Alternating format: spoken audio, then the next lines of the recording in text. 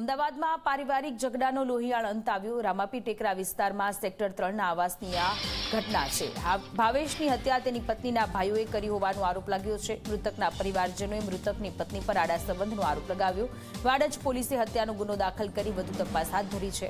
મહત્વનું છે કે અમદાવાદના વાડજ વિસ્તારમાં ભાઈબીજની રાત્રે પારિવારિક ઝઘડામાં ખૂની ખેલ ખેલાયો, જેમાં રામાપી ટેકરા વિસ્તારના સેક્ટર 3માં આવેલા આવાસમાં હત્યાનો બનાવ બન્યો।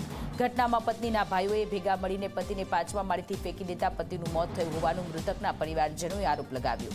સાથે જ પત્ની પર અન્ય યુવક સાથે સંબંધ હોવાનો પણ આરોપ લગાવ્યો। હાલ તો વાડજ પોલીસે મૃતકની પત્નીના પરિવારજનો સામે હત્યાનો ગુનો નોંધીને આગળની કાર્યવાહી હાથ ધરી છે।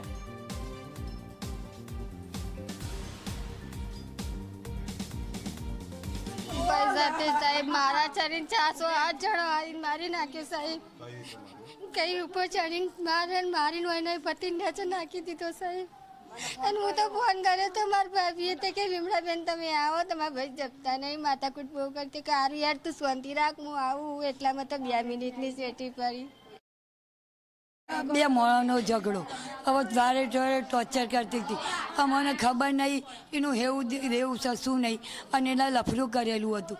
આ રોજ ટોર્ચર કરતી હતી મારા છોકરાને, અને અમે નહોતા તેડી લાવવા માગતા તો મારા જમાઈને એને એમ કીધું કે શૈલેષ તમે એમ કહો મારી માને કે હું તેડવા આવ્યો, હું જવાબદારી લઉં એમ કરીને હું આવું શૈલેષ અને તમારું નામ પડે કે તમે મને લઈ જાય એવું એમ કરીને છેતરીને આવીને 4 દિનથી તો મને હક નહીં લેવા દીધો, મને ધોન નહીં ખાવા દીધું।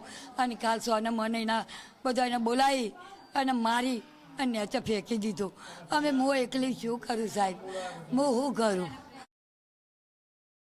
મરી જવાના કારણે એના દેવાના કારણે એની બહુ કોશ કરતી હતી। એની બહુનો 18,000 પગાર હતો, એના મા બાપના હાલે શું હાલે આમના મા બાપને 1 રૂપિયો પણ આપ્યો નથી। કેટલા વાગે ઘટના બની અને ક્યાંથી કેવી રીતે નીચે ફેંક્યા?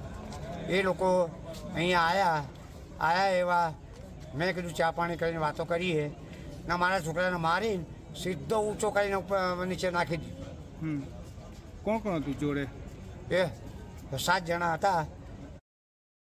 આમાં હકીકત એવું છે કે હસબન્ડ એન્ડ વાઈફ બંનેની વચ્ચે ઝઘડા ચાલતા હતા। આ કામમાં મરણ જનાર ભાવેશભાઈ બળદેવભાઈ મકવાણાની પત્નીઓ સાથે ઝઘડા તકરાર ચાલુ હતી।